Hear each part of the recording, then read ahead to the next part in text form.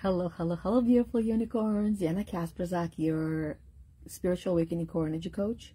And it is my soul's purpose to help you get your shit together so you can break free from the mental prison that you find yourself in and build a life and a business that you are not only proud of, but are so excited to wake up to every single morning, even when life feels challenging.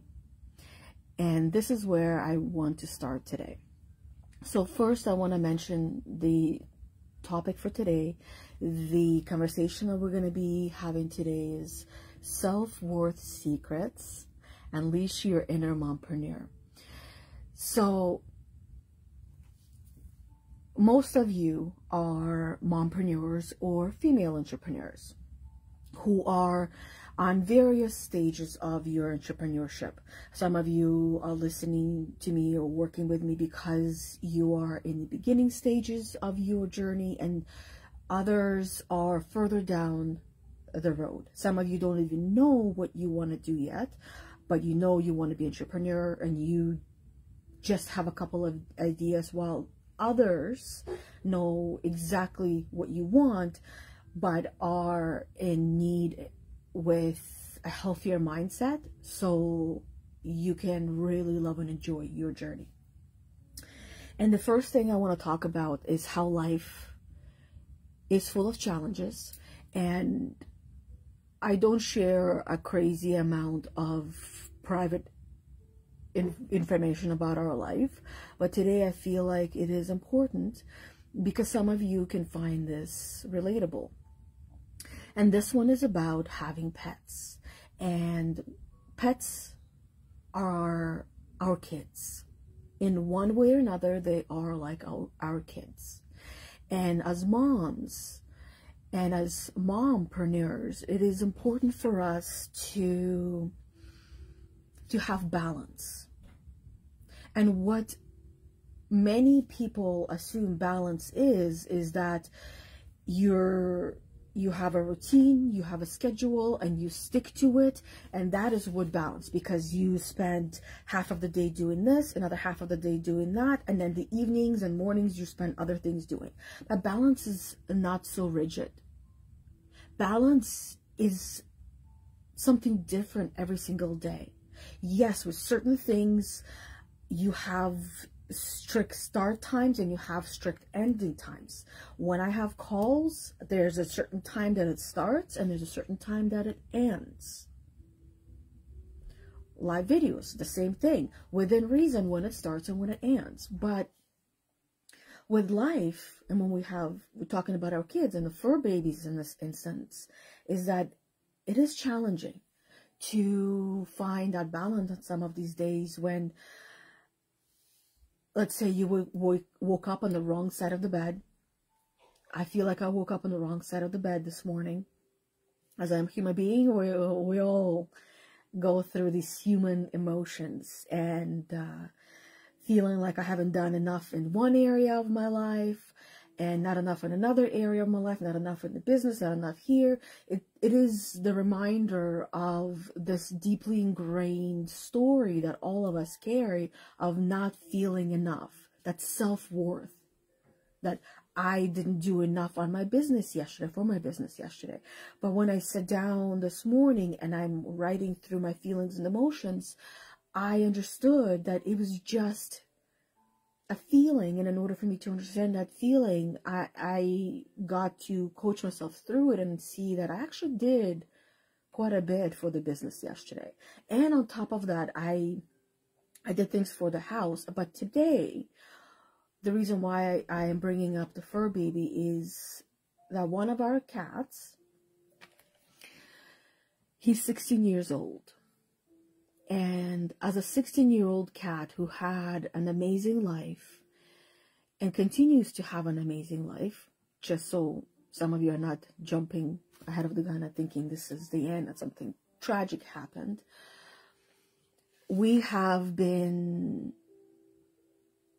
yo-yoing with what do we do for everyone's well-being with our cat. So our cat is practically blind. He wobbles when he walks. He can't walk straight. He is starting to fall over. He has not even been using his litter box because he can't even balance going in the litter box. So he has been using quite a big part of our basement, which means constant cleaning, constant maintenance. This is what happens when we have animals. And the reason why I was late today instead of 11:30, I hopped on at 11:45 is because I noticed that our cat had fallen into his feces. So I can't let him walk around, and I can't beat myself up for being late, nor would I want to, because that does not bring me joy. So what do I do?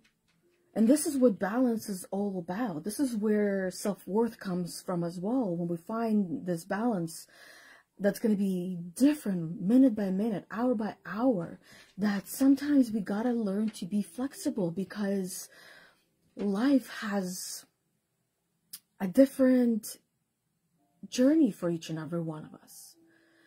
That I needed to pause and spend a little bit of time and give some self-worth and dignity to my cat. And make sure that that does not get spread around the house, because we got kids as well. And for me, it's also, I don't even know how to put this. I spend majority of my time in the basement. This is a room in the basement.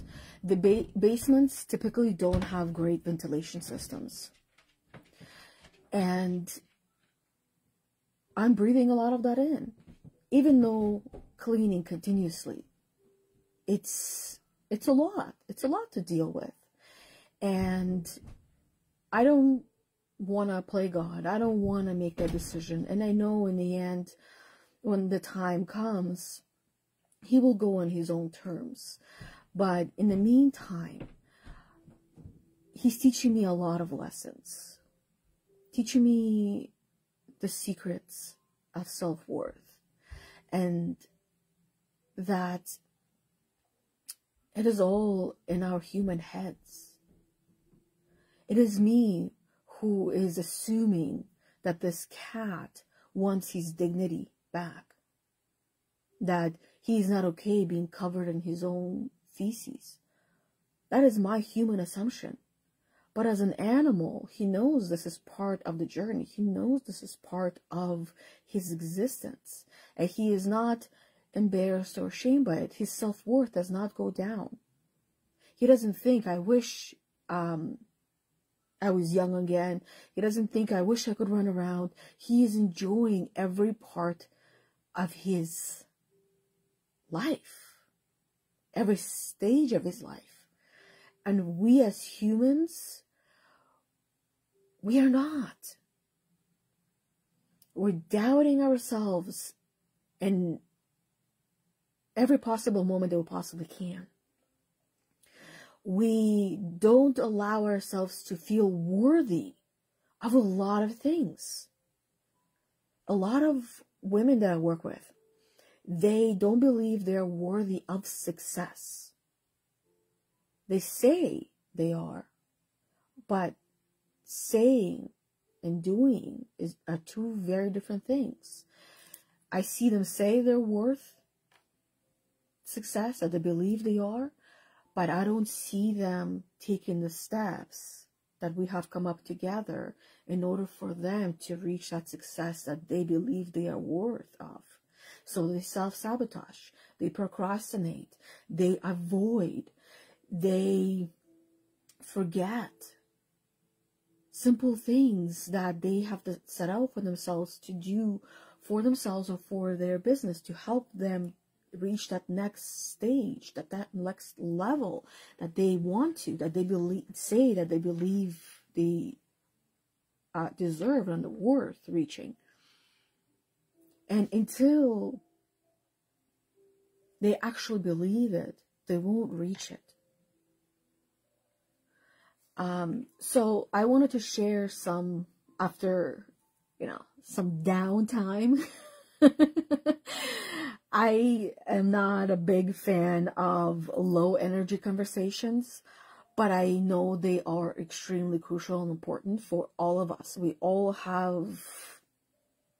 We can't exist on just one level of energy or one mode. We gotta go up and down, and throughout this roller coaster ride that is the human emotion, the human existence. Animals do that. They're not as vocal about it as we are, but they do that. Our cat, I want to talk about pain is inevitable, but suffering is optional, and use the lessons that my cat taught me. And I'm sure you have also had animals who have experienced something like this, where they get hurt and they are quiet about it. So our cat, he either twisted his paw or something had happened that his paw swelled up and looked like rabbit's foot for about a day and a bit. It's almost like water retention perhaps, or just twisted something in his paw. And so within a day, you could see it's starting to go down, but he's not complaining, he's not whining, he's not making any noise, he's still eating, he's still drinking, he's still his normal self. He just, at his age, he just does things at a slower pace. And he pauses to take in his surroundings. He spends more time with those that he loves. And it's not to say that he didn't do those things before, he just did it at a faster pace. And to me, that was a reminder that we're all allowed to slow down, that we don't need to busy ourselves with things all the time. That it is more than normal and it's more than okay for us to take it easy, not do much, but just allow ourselves to take things in. And the reason why I wanted to connect that to pain is inevitable, but suffering is optional, is that suffering is usually loud, outwardly loud, or inwardly. Those women who are silent about their suffering, that loudness is on the inside, to themselves, for themselves. They don't share that outwardly. Whereas other women, and men as well, but because I work with women, this is typically who I speak with. And then there's other women who are very loud about their suffering. And they're very vocal about it. They don't hold things in. They express it outwardly so everybody knows. Now, there is going to be pain in life. There's always going to be pain in life. But suffering is that of the mind. This is something that we don't see from animals. And that's why when animals are hurt and when they have physical pain, they know how to control it, how to manage it. And so therefore we don't hear that externally unless the pain becomes excruciating and then they express it outwardly. So everybody knows and then that issue is dealt with.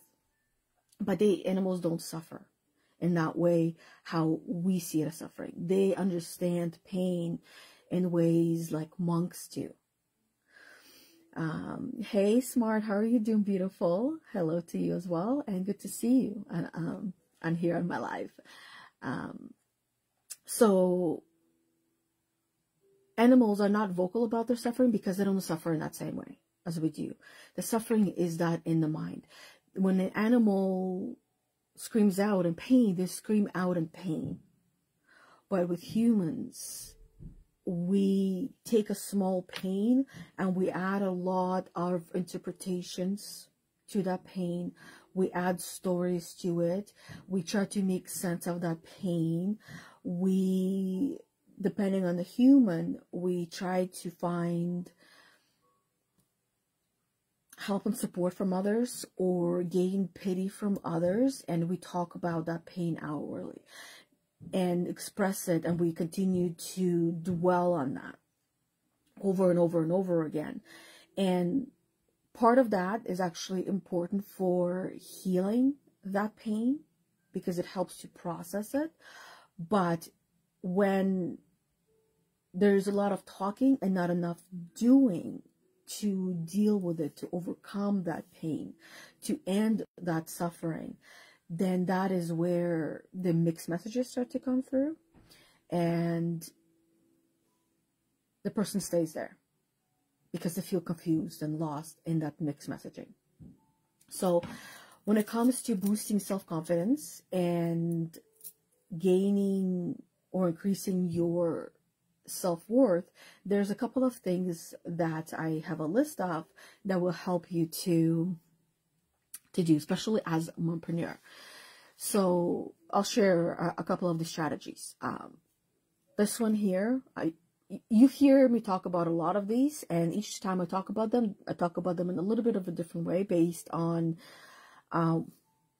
what's on my mind and what I have recently been in conversation with or in sessions with women that I believe would be helpful. So the first one is practice self-compassion. Being kind to yourself, it should be a given. But it is something that we're really good at giving to others, but not giving to ourselves. And also we're really good at giving it, but not receiving it. Especially those of you who would put yourself in the category of a good girl. Because good girls, they give and they give and they give, but they struggle to take, they struggle to receive. And reminding yourself that you are always doing the very best that you can. Even if today you just were able to get out of bed and get your kids to the bus on time and then go back to sleep for the rest of the day until it's time for them to come home from school, then you did the best you could. Look at the wins and focus on the wins. Shift your mindset to the positive instead of all of the things that you coulda, shoulda, woulda. Because when we focus on those things, this is what drains us. This is what takes our self-worth away. Because with everything that follows, could, should, would, is usually going to be negative. And how is it going to make us feel good? And by focusing on negativity, we will have more of that in our life. And our life will prove that this is our reality. But when we focus more on the positivity, even if it's just one tiny little win throughout the day, even if it's half a win, celebrate that. Focus on that. And that's not to say that you completely ignore the others, because you can learn from it. It's just, this is where we recommend doing it with someone who can help you through that. Seeking support and mentorship that will help you to identify that negative language and help you to understand the positivity in it for you. Help you to rewrite it in a positive way so you can start focusing on the positive aspects of your life, so that will grow. You start with focusing on one positive thing in your life over and over and over again. What happens is that what you focus on grows. So if you're focusing on just one positive thing, even though it's just one, where your focus goes, your energy flows. You're focusing on something that is positive, and that will grow. The positivity will grow. If you focus on all of the negative things, the focus is on the negative. So that will grow, and that will spread like mold through your whole entire life. So if you want to live a life that you love and are proud of, if you want to grow a business that you love and are proud of, focus on the positive parts and aspects of that. And remind yourself that life is about balance. But it's not what you're being told. It's not you having rigid structure. It's you doing a little bit here, a little bit there, and recognizing that certain things that happen in your day-to-day life are going to throw you out of balance. So you can find new balance for that day. I had to find new balance in my day, in my in my morning, after getting off the Sacred Circle call, and then being so excited and ready to do this live. But life had its own opportunities for me, where I had to go and wash my cat because he fell in his own feces. So I got to spend some time with him, remind myself that all of our time is limited here,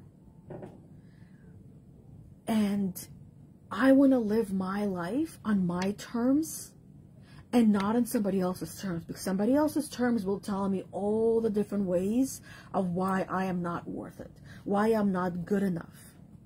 But the true, real me knows all of that is lies, and all of that is everybody else's personal fears, worries, and concerns.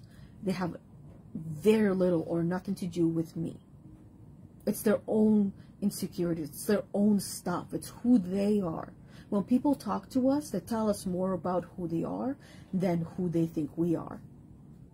When someone assumes and tells you, this is who I think you are, they're telling you who they actually are.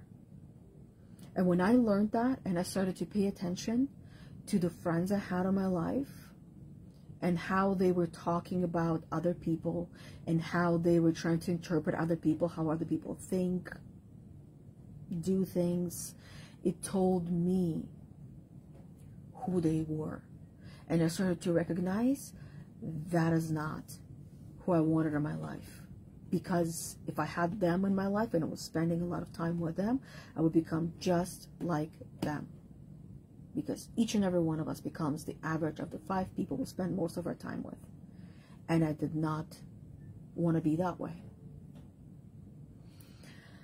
I shared number 4. We've kind of jumped. Seek support and mentorship. Surround yourself with supportive individuals who believe in you and your potential, who will remind you of who you are in those moments when you forget.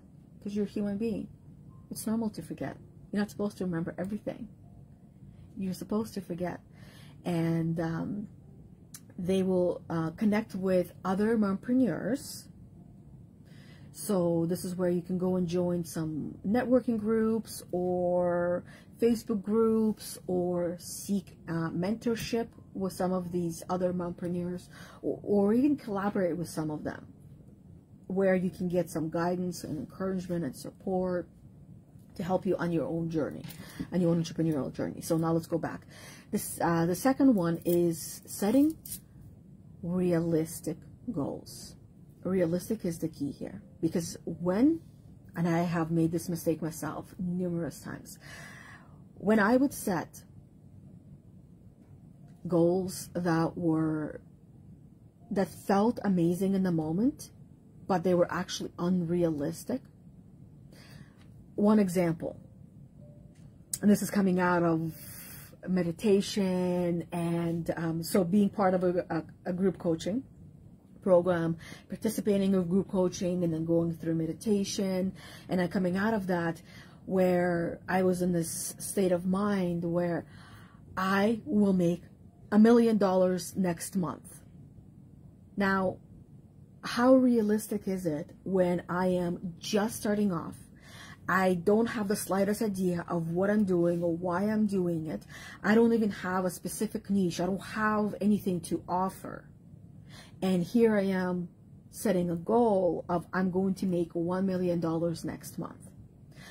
Unrealistic, but it felt very real. That's not to say it's not possible, It just means that a person needs to move like this. And I was in this stage of my life where I was kind of like what I was talking about, our cat.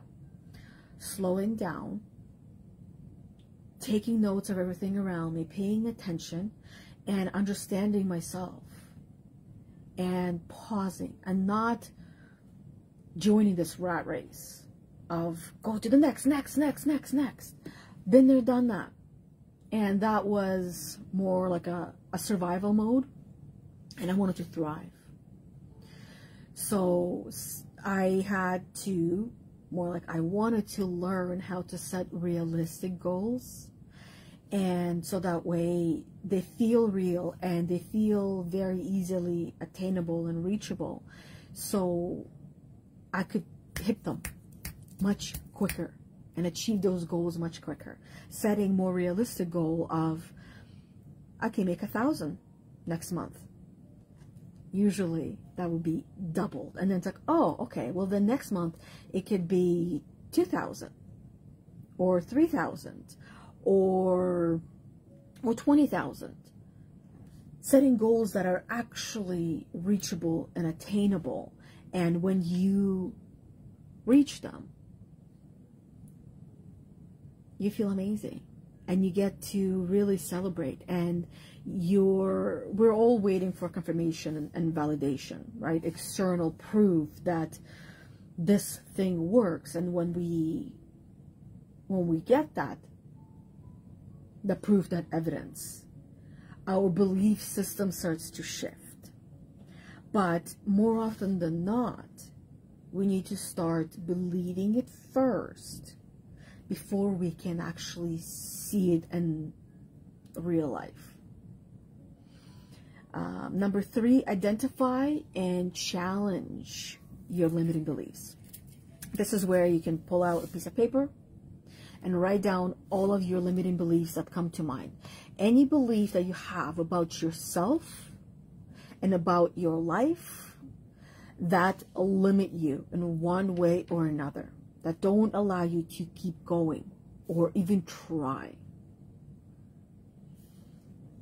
When you start to identify them, when you write them out, challenge each one by simply asking, how true is this belief? Really? How true is it? One of my beliefs was, I believed that I needed to be busy and to be productive every minute of my waking day.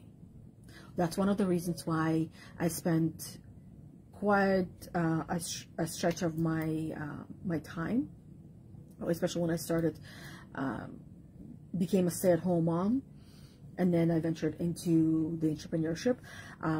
This is why I spent a lot of that time sleeping, because I didn't want to be busy. I don't want to be doing things.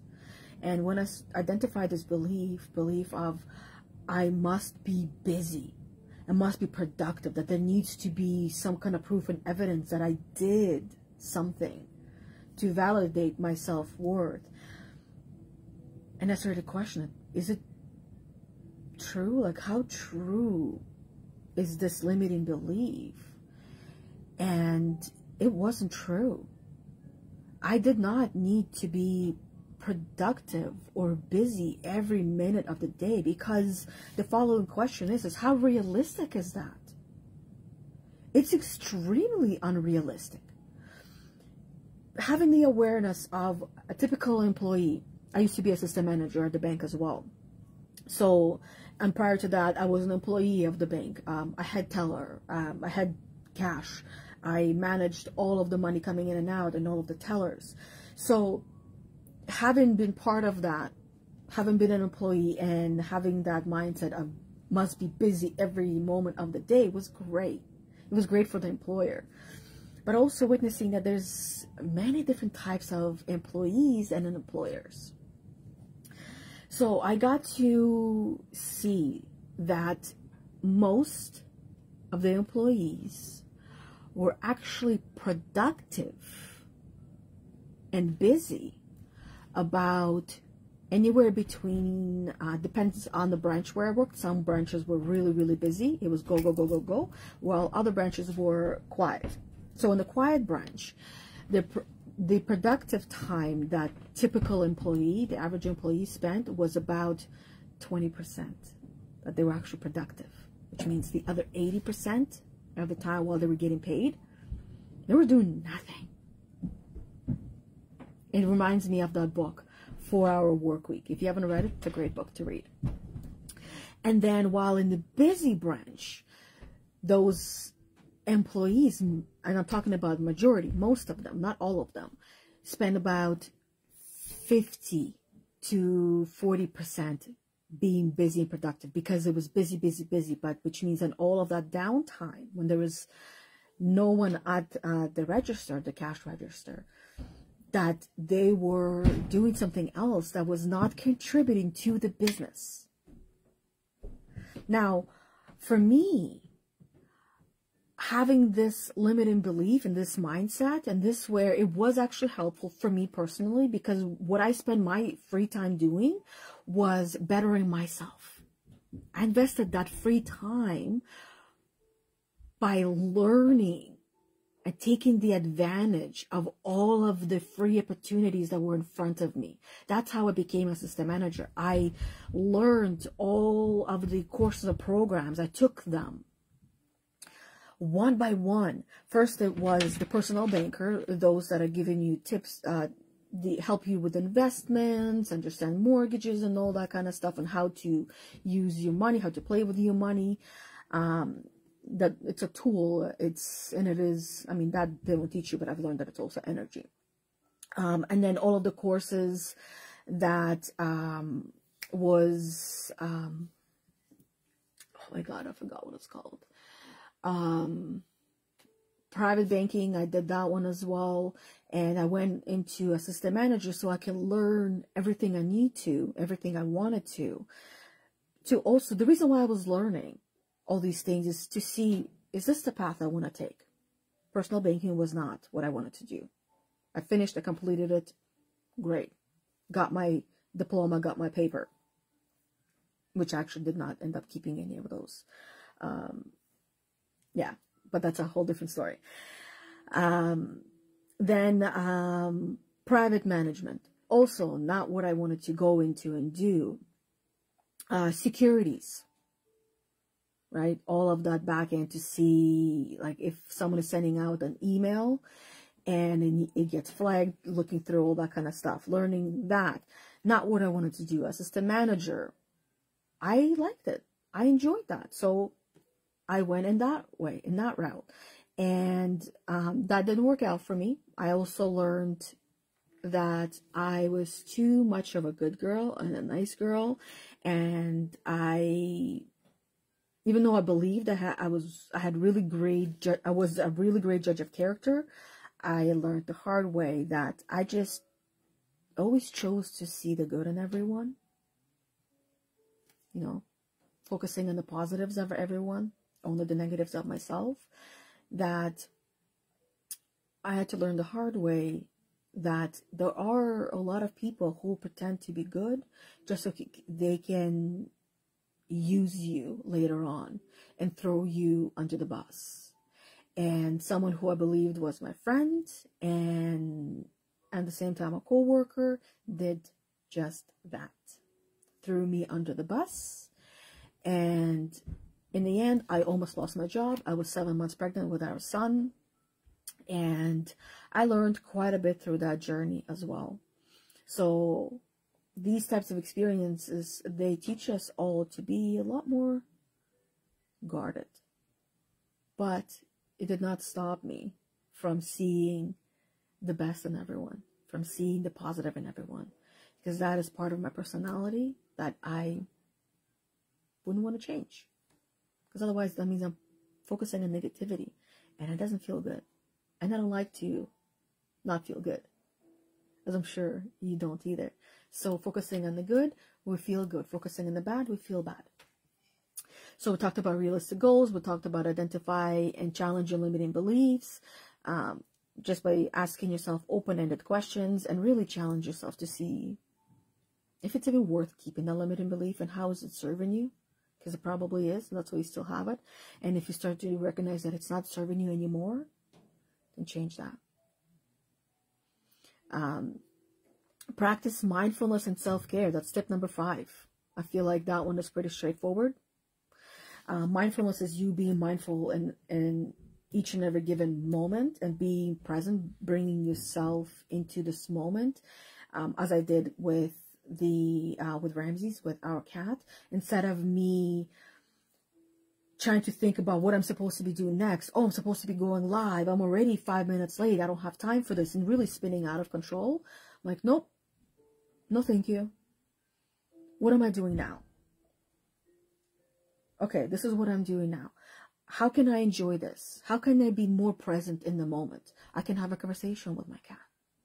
I can remind myself why I love him so much, why he's still here, whereas many other people, from what I have heard, they would already put the cat out of their misery. And then there's other people who see that their animal is in pain, and maybe they're suffering, but they're not expressing that suffering in the way that we would understand, that the animal is in pain, but they're also at peace with that pain. Because they're like a bunch of little monks who set themselves on fire. That was an interesting read. If you haven't read that, it's in my post on my personal page on Facebook.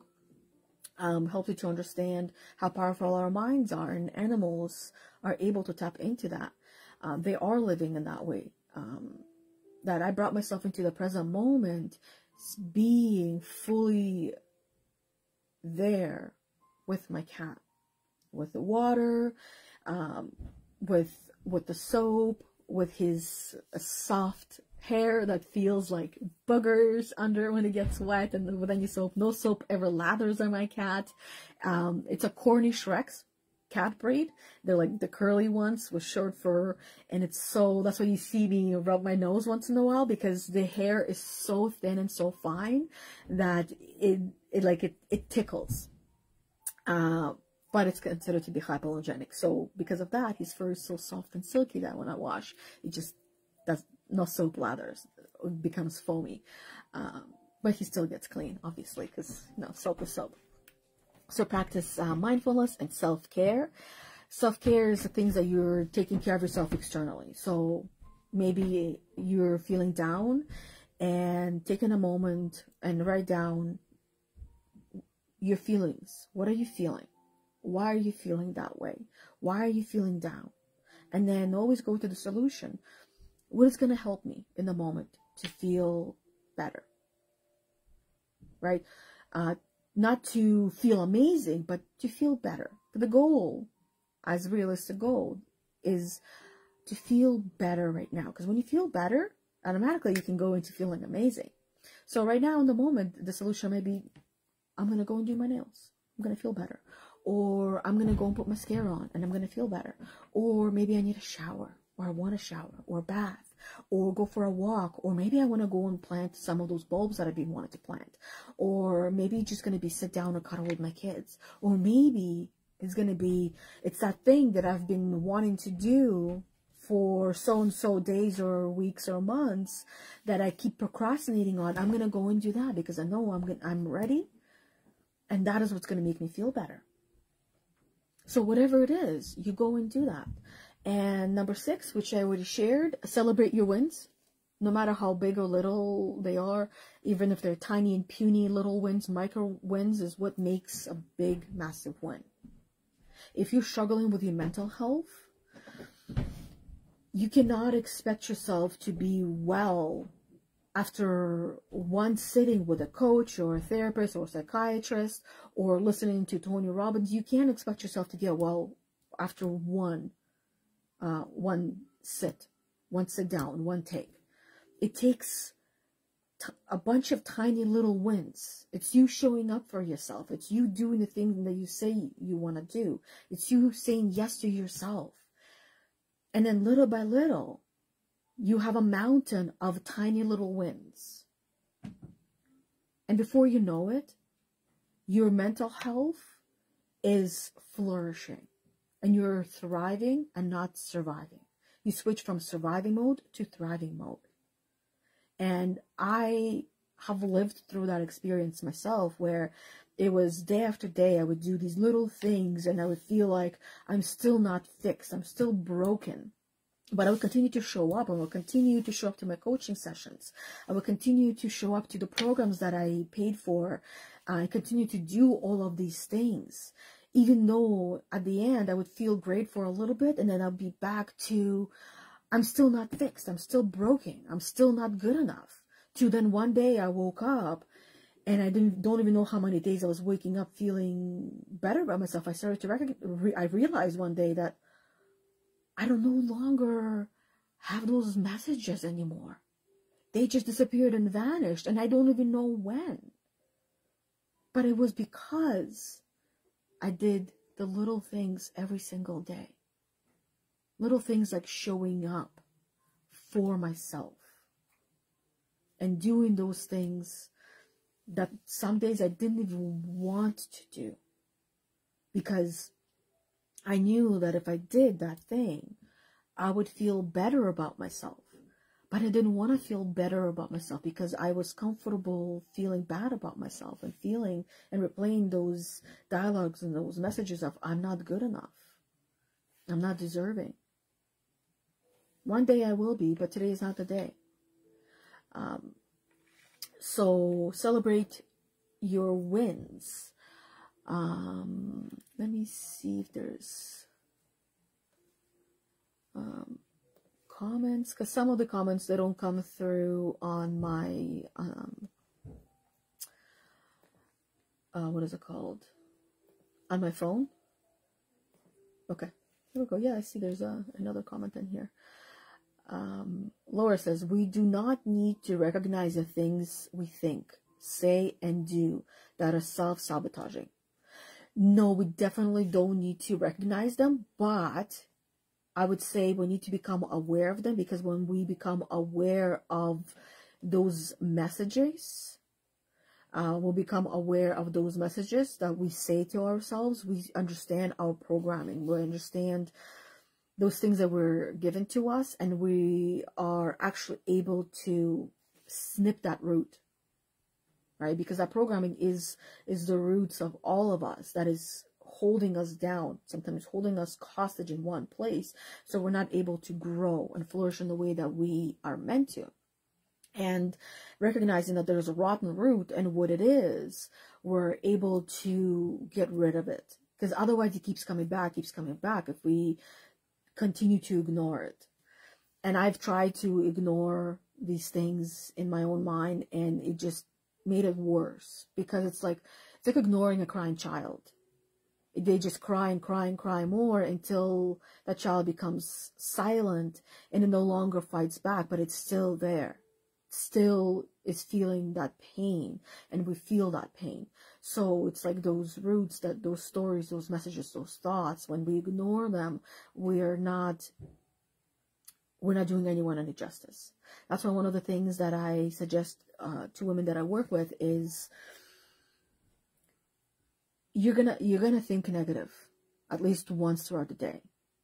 So take that time to be negative for a little bit. So dedicate a time in your day or in your morning to go through the negativity, to acknowledge it, to validate it, to understand it. And usually it's done in the way of your feelings and emotions. What are you feeling right now? What is your emotional state? Write it all out. Get it all out. I want you to pay attention to it. And then understand, what is the solution to this emotional state right now?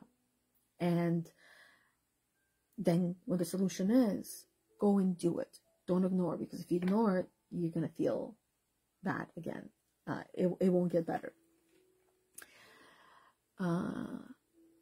Laura said, we do need to recognize it, is what I meant. Oh yes, okay. We do, you're right. We do need to recognize it. Otherwise, we'll continue to self-sabotage. And then Laura also said, there are also extreme seasons in life where we are forced to sit with ourselves in all the negative things we don't allow ourselves to feel, like anger, sadness, fear. Yeah. There are definitely seasons. So it could be, season is typically a couple of months. Like wintertime is often where we naturally feel down because there's a lot less sun. There's a lot more darkness, so we naturally feel down. And it is the season where people go through a lot. They do. But it's also an opportunity to understand ourselves. Like you were saying, to sit with ourselves and all the negative things we don't allow ourselves to feel, like anger, to understand our anger and who are we when we are angry.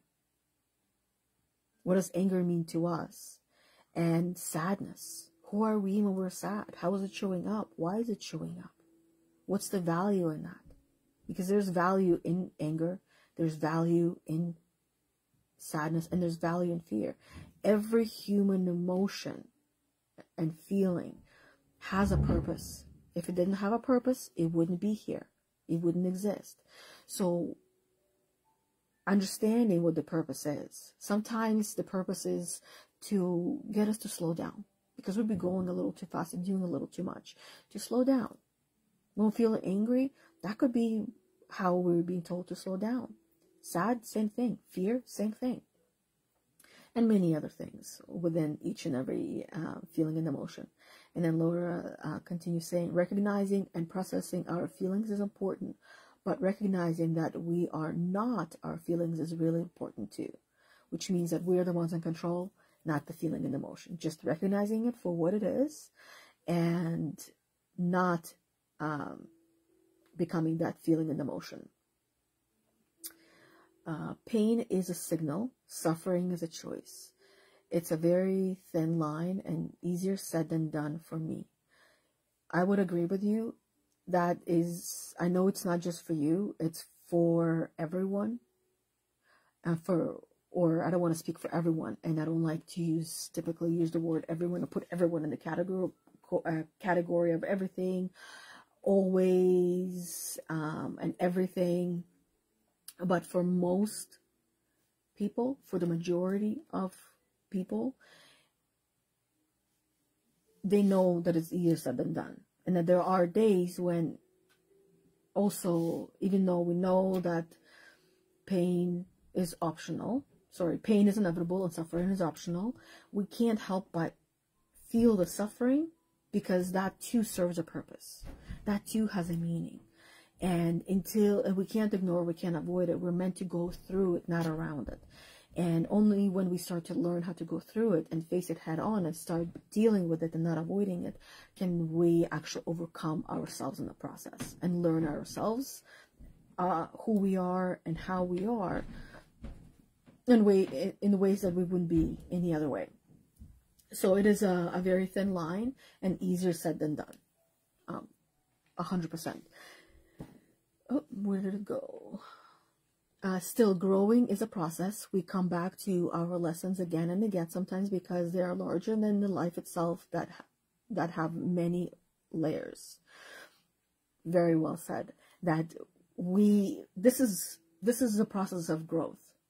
That we don't learn everything from the lesson right away. We need to go through that lesson over and over and over and over and over again until we learn everything we need to, until it's like when enough is enough, then we move on. When we learn everything we needed to, then we move on to the next lesson. But it's not just one lesson that we're learning throughout our life, it's many lessons. And most of those lessons are actually connected, if not all of them are connected. It's like a movie. When you watch a movie, when you are done watching that movie, or if you read a book, when you're done reading a book, when you attend a program, when you're done learning, when you're done watching a movie, when you're done reading a book, when you're done attending that program, you walk away remembering about 10% of what you have learned, what you've been exposed to. You go through it again, you're going to learn another 10%. When you go through it again, you're going to learn another 10%, another 10%, another 10%, until you finally learn everything and you can recite it and you get and you understand it, until you become it. That's what lessons are like. we need to go through these lessons over and over and over again, because we only learn 10% of each lesson, each and every time. Next time we'll learn more, and then we'll learn more. And we forget what we learn as well. So life is beautiful in a way that it reminds us of our lessons, of what we're supposed to be learning, until we become those lessons. It's a process of reprogramming ourselves and choosing ourselves and choosing the program we want and choosing the life that we want, consciously or unconsciously. Many of you who attend my live videos or listen to the podcast, depending on where you're listening to this video or this audio from, you are living your life in that way, where you are learning and learning and learning and becoming a better version of yourself in a more conscious way, and not so much on just being ran by the program. You're paying attention to yourself, and you're paying attention to your surroundings and your life, and you're choosing consciously for majority of the time. Because if we were conscious all the time, we would be super exhausted. So, and then Laura says, so true, the key to miracles is our own belief, Yana. And we actually get to choose what we want to believe regarding our own reality. Yeah, we definitely do. We just have been told to kind of ignore that throughout our lives and not think of that. And it's always been kind of like, you ask why, and instead of receiving the answer, you're told, oh, look over here. You ask why, you're like, oh, look over here. And you ask why again, you're like, oh, look over here, look over here, look over here, over here. Distracting you with other things that are actually not allowing you to understand, not allowing you to take the time to learn who you are and what you want and what is your purpose, what is going to help you to feel fulfilled. Because the reason why you're not feeling fulfilled is because you're not living a life that you want to live. You're living a life that has been programmed into you. But until you start living the life that you want, of you choosing, that is when you start to feel fulfilled. And when you're living a life of fulfillment, then all of a sudden you don't feel fulfilled. That just means that you went back into your programming. And perhaps you're not spending enough time being conscious and being present, that you're living your life unconsciously. Hey, Rebecca, how are you doing? Beautiful. Rebecca says, was delayed to join, but we'll watch the replay. Awesome. Talking about life and balance. And then Laura says, we do need to recognize is what I meant. Oh, that one I already read. Where did it go? The comments are kind of like jumping a little bit as I move them. Rebecca says, I have a hard time letting go of the story of tit for tat. That's interesting. I know a few people that are living that way, and they're usually not happy, because tit for tat means that if you hurt me, I'm going to hurt you back. And when you hurt them back, you don't feel good. So that's why it feels bad. But it is something that you were programmed to do at some point in your life, that when somebody hurts you, you want to hurt them back unconsciously and sometimes consciously. That it doesn't feel good. And until you've learned all the lessons that you need to learn to help you in letting go and not hurting someone when they hurt you back, is when you will feel free. Because right now it's like a cycle of feeling bad. You feel bad, someone hurts you, and then you hurt them back and you feel bad. Neither one is going to make you feel good. It makes me think of the phrase, an eye for an eye will make the world blind. And the world is a beautiful place for all to see. And when we're hurting, we're not seeing. So what would be the purpose of hurting someone else while you're also hurting yourself in a process that not only are you blinding the other person, is that you're blinding yourself, because in return, you're hurting yourself as well. And only you will get to go on this journey and through these lessons to learn what's another way for you and how to go about it. And learning that a lot of these things that you are experiencing, as someone hurting you, that they're not personal. But the reason why we hurt people back is because we take things personally. So it's perhaps learning how to not take things personally, and in that process, learning how to let go. Maybe having a mirror in your pocket, and when someone is saying something to you that feels hurtful, go and touch that mirror and remind yourself that they're just talking about themselves. Because when people talk, they express more of who they are than who they think you are. They're telling you their insecurities, their fears and doubts. And they're just using you as an external mirror, as an external tool to say these things to help you, because this is one of the things that they themselves might actually need help with. And then Rebecca says, thinking I have a green light to revert when we are triggered. Yeah, that's an interesting way of looking at it. Green light.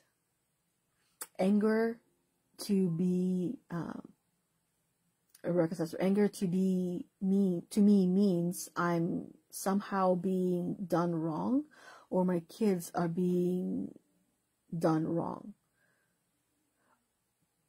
What would happen if you just changed one word that you said twice in this sentence? Instead of saying wrong, right? Because everything is an opportunity. And if we see the wrong in one thing, we're going to start seeing the wrong in everything.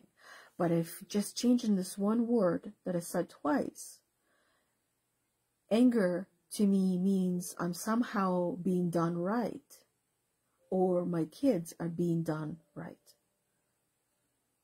That anger to me means I am somehow being given an opportunity, or my kids are being given an opportunity. Just changing a couple of words. The first workshop that I did with one of my friends back when, I think that was 2019 or 2020. One of the things that I came up for the workshop was talking about how words are magic spells. That what's involved in the magic spell? You have a cauldron, right? You have tools and you have ingredients. But the most important part of a magic spell is not the actual tools and things you use. It is the words that you're saying to create magic out of those tools. In life, we have experiences, we have interactions with other people, and the words that we use with other people and with ourselves are those magic spells, and what we're creating in our life based on the magic spells that we say and think. So if we continue to use the language and not pay attention to the language and the words that we're using, we will continue to create those magic spells and that life that we don't want. But by paying attention, and not just paying attention and just changing the words, because that's half of the job, half of the work. Because the most important part is understanding behind the scenes, understanding where is it coming from.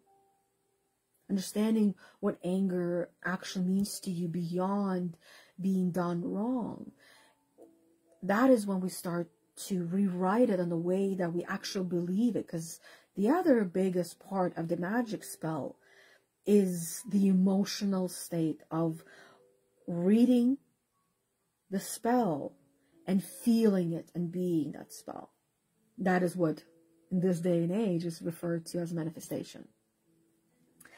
Let me quickly finish with the comments, because I know there's going to be another one that I wrote down that is going to be helpful in, what's the word? Did I? Yeah, it's going to be helpful in understanding the secrets of self-worth, and helpful in rewriting your self-worth. Laura says, I was thinking of the end of a life, a marriage, a job, a dream. It's a lesson, a part of life, a season. Yeah. And it's important to think in that sense as well, that end of a life, end of a marriage, a job, a dream. Each one is a lesson, and each one is part of life, and each one is a season as well. Rebecca says, I just learned about the spiral in 2023. Thank you, Laura. You're such a goddess. I want to hear what Laura learned about the spiral as well. Sacred geometry, what the spiral makes me think of. Laura says, no matter how good we try to be, we will feel resentful about sacrificing our time, energy, heart, and energy for others, that they will not appreciate it because the universe is not designed to work that way. Trust me, if I have learned anything in nearly 66 years, I have learned that. That is very true. I would add to this is point out the word sacrifice, that this is what I see across the board with good girls and good boys as well. No one is going to see your sacrifices. No one will understand them in the way that you do.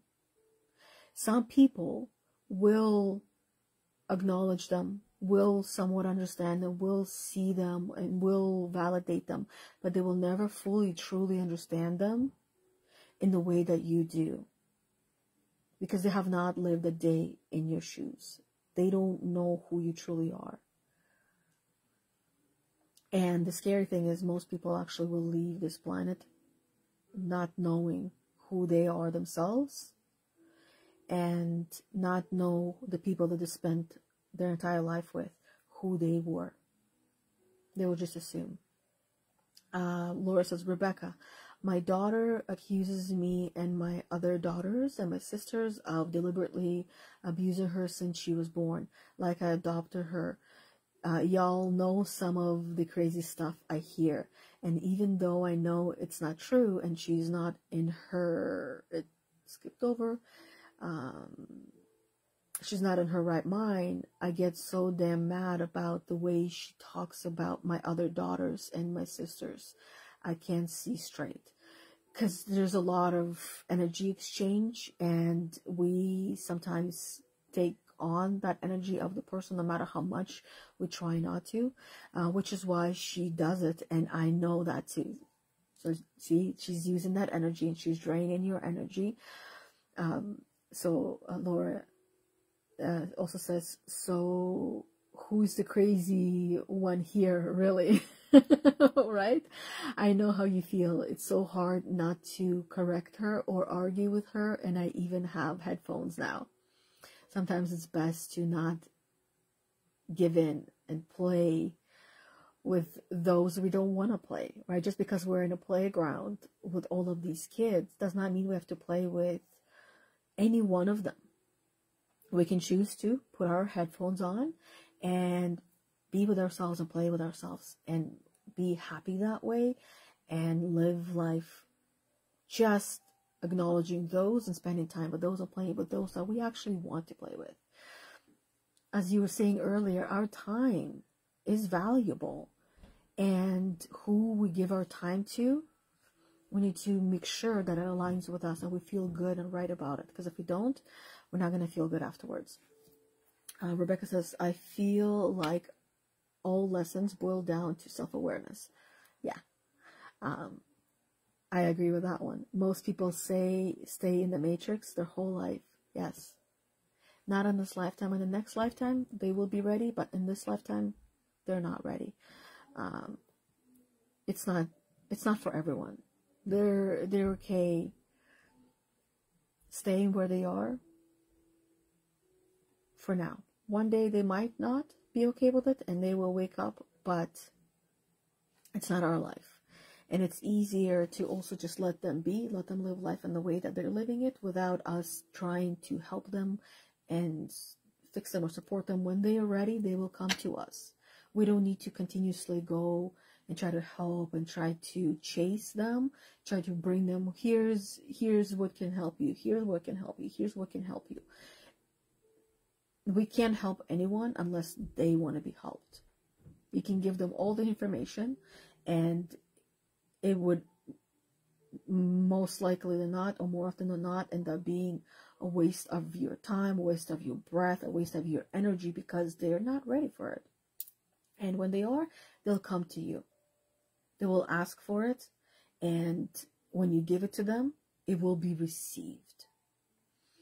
Number 7 is embrace failure as learning opportunity. What we talked about here for a little bit as well, that success does not exist without failure. We need to fail over and over and over again. It's like that lesson we're talking about. You learn a lesson, and it might feel like you have failed, or you didn't learn the lesson the first time, and that's why you're being taught this lesson again and again and again.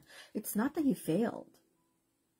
It is because there is a lot more for you to learn, and it's an opportunity for you to learn from that one lesson over and over and over again, because you have grown and evolved so much, and you have experienced death and rebirth so many times that you are not the same person anymore.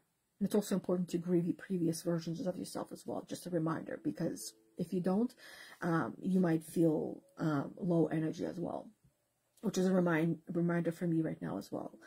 Even within the past week, I have been, experienced death and rebirth a couple of times already, that I need to go through my process to grieve those previous versions of myself.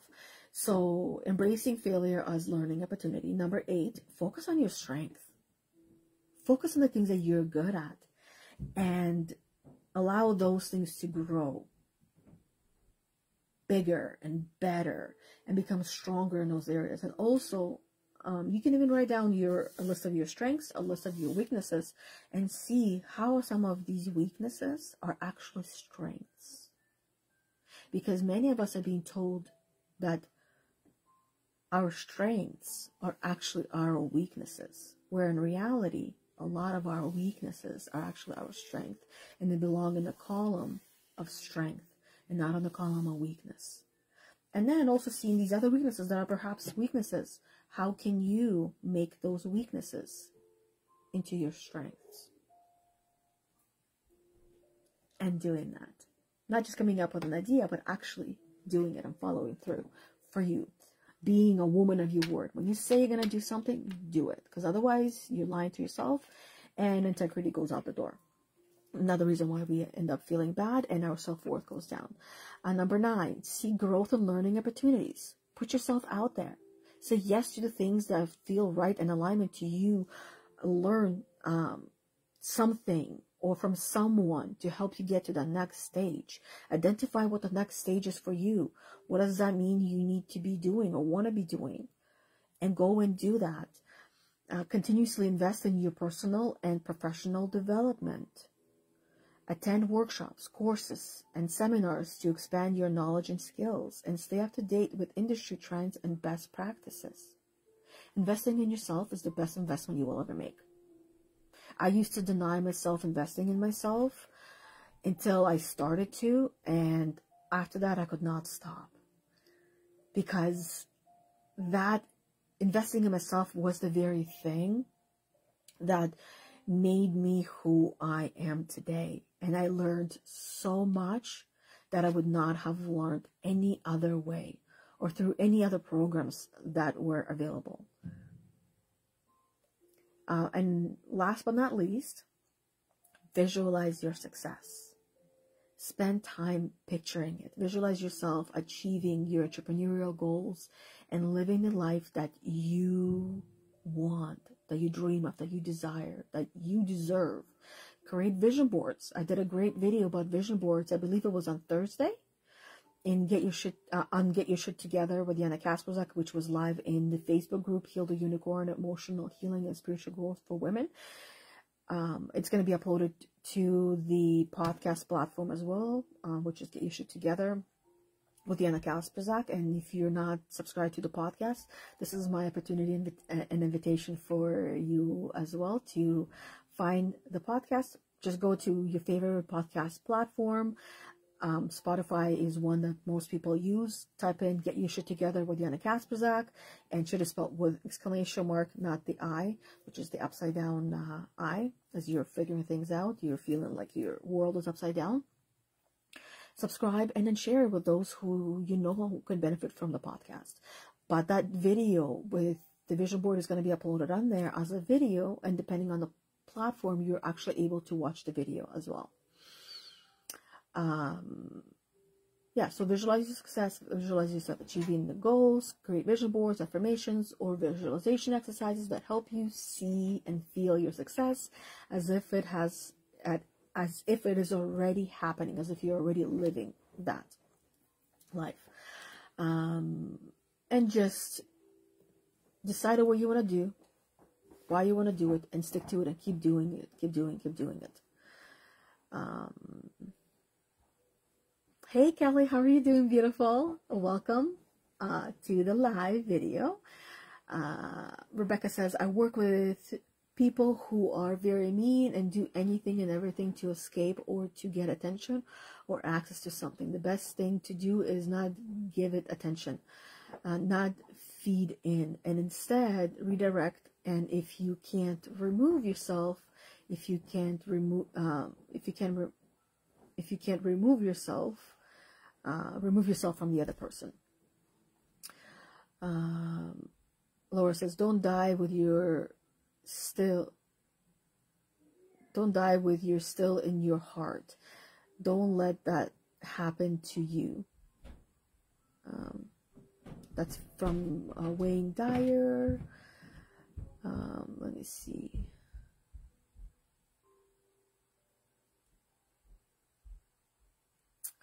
It keeps jumping back and forth. Okay. It's already almost 1 o'clock, and I know I hopped on a little bit late. I will look through the rest of the comments and respond to them later. I just see the last one because it keeps hopping back and forth. Laura said, thank you, Yana and Rebecca. Everyone have a blessed day and blessed week. Same to you as well. And also Rebecca said, I would rather put the real me out there so I develop relationship with people who want to be around the real me. I love that approach, because that is when you really get to live the life that you want to live, and just be you, and everybody else is not necessary. You will enjoy your life so much more when you get to live it the way you want and on your terms, and not having to hide. It's so much work. It's so exhausting having to pretend to be someone you are not for everyone, and just be you. And if someone doesn't like it, just really like having no emotional attachment to it, no response to it, and it feels so much easier that way. Debbie says, thank you, Debbie, as well. So thank you, everyone, for being on here with me live. And if you're watching this on replay, let me know that you're watching on replay, and feel free to share with me where you're watching me from, so I see where everybody is from, and also understand the time zones a little bit more, because I know some of you are 2 hours behind or 3 hours behind, and some of you might actually be 12 hours behind, but maybe with the time change it will be 11 hours behind now. So no matter where you're watching from, and if you're a silent watcher, that's okay. You can just say hey, and whenever you're ready.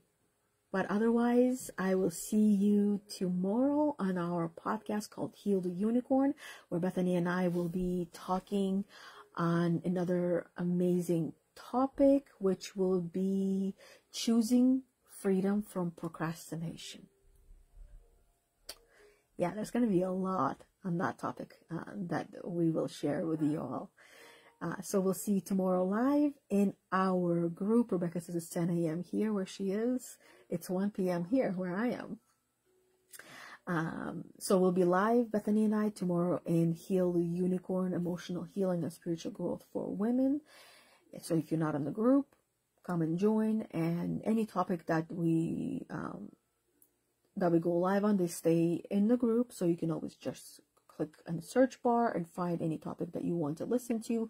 Even if there's a thought that comes to mind and there's specific words that you're curious about finding, if we have done a topic on that, type that into the search bar in the group, and you will find the video that we have done on that subject. But other than that, I shall see you all tomorrow or next week live on my personal page, 11:30 a.m. Eastern time-ish, on this personal page, public page. And until next time, bye everybody. Thanks for being on here, and have an amazing the rest of your day.